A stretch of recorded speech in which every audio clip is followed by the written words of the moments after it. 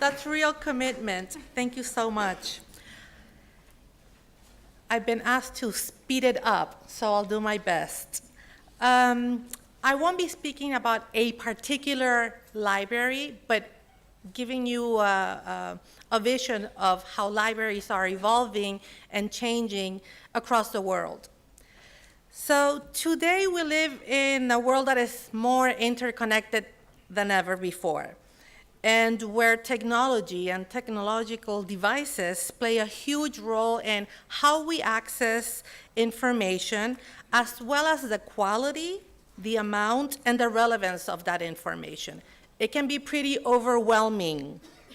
If you Google something, for example, the large number of resources that you can have accessible to you. But when exploring and analyzing the gaps that prevent people from improving their lives and ending cycles of poverty, we normally focus on the devices, on the access to technology. And although that is very much a reality today, the gap of having access to technology and not having it, there's an equal kind of, or perhaps even more critical gap, which is not having equal public access to information and knowledge. I put up this picture because sometimes there might be a resource available, like water, but not knowing how to access that resource or lacking the skills to use information is that information divide that can be critical to development. And to tackle the information divide, we must work to ensure that those who cannot access and use information to improve their lives have the opportunities to do so. And those opportunities can be provided by public libraries. With this scenario in mind, is that the role of public libraries and librarians today, in today's society particularly, is evolving, especially because there's so many new technologies available. So what better place than a library, an institution that has existed for thousands of years from ancient times, that has been capable to strengthen and expand its role in society, to embrace change by adapting traditional services and creating new ones, and work with the community, something that we've heard the other speakers talk about, to ensure that its services are meeting the needs of those individuals in the community. Libraries today have become central places for learning, for innovation, and community gathering. But if I were to ask you today, what is the first concept that comes to mind when I say the words public library? Many of you would probably say books, literature, which is totally fine. Some of you might say outdated, dingy, or you might say, I've seen this in India a lot, young people studying for competitive exams, a place of culture, of course, and other related concepts.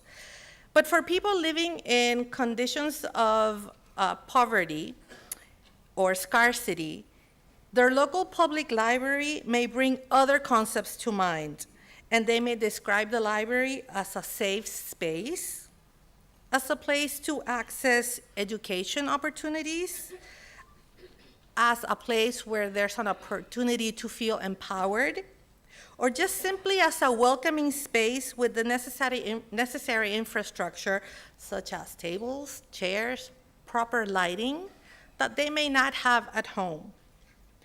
And also a place where they can access learning, recreation, and they can share with others.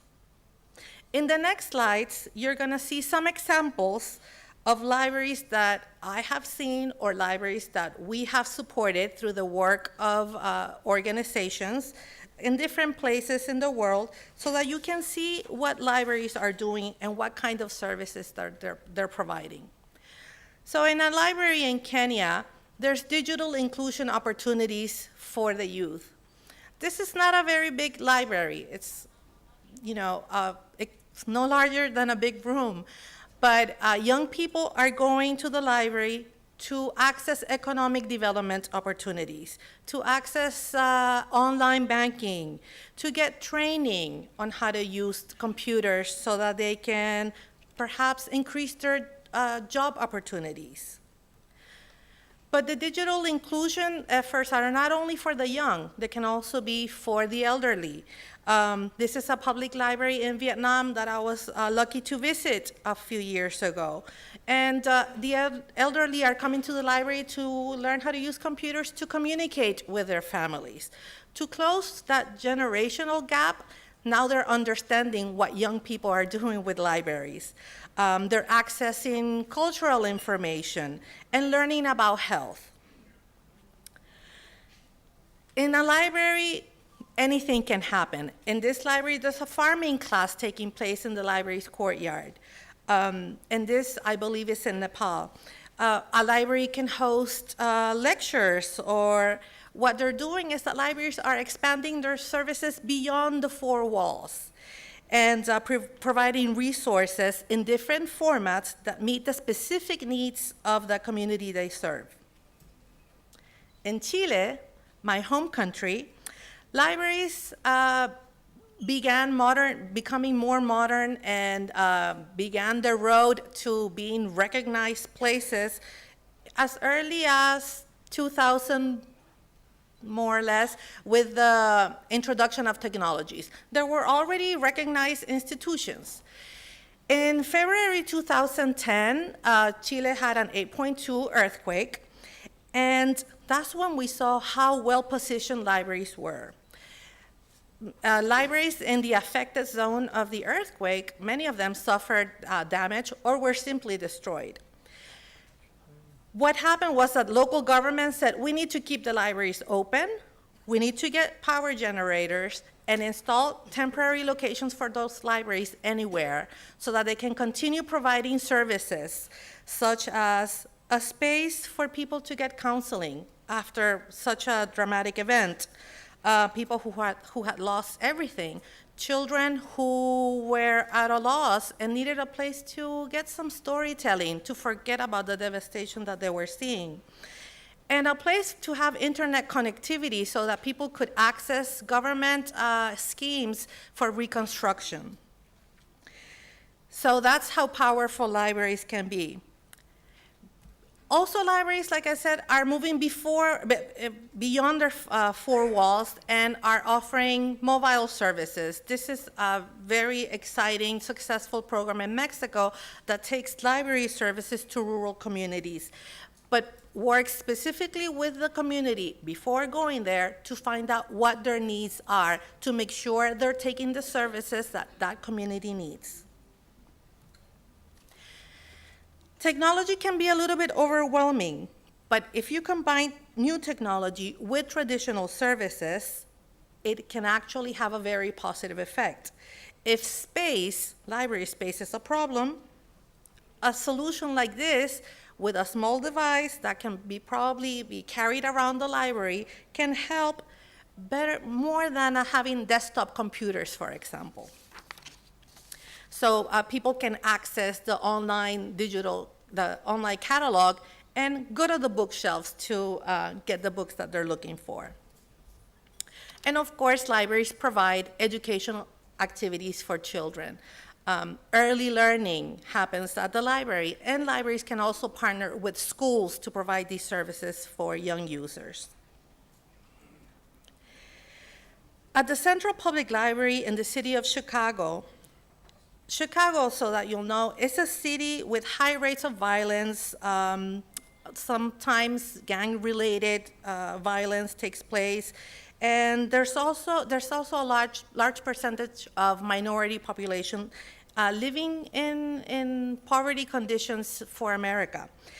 And the Chicago Public Library, in partnership with different organizations, particularly with the MacArthur Foundation, has opened up a space called the U Media Lab, where young people can be themselves. They can be creative. They can explore different kinds of activities that they like with the help of their librarian. They can share and spend time with other youth, and they can engage in activities such as music recording, acting on a play, illustrating comic books, learning activities.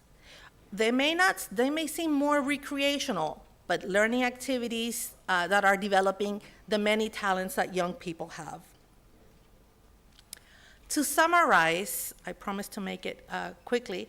To summarize, the vision that Global Libraries has of public libraries is that we're helping and we're contributing to create a stronger, more resilient library field by supporting government and non-government organizations in different countries across the world.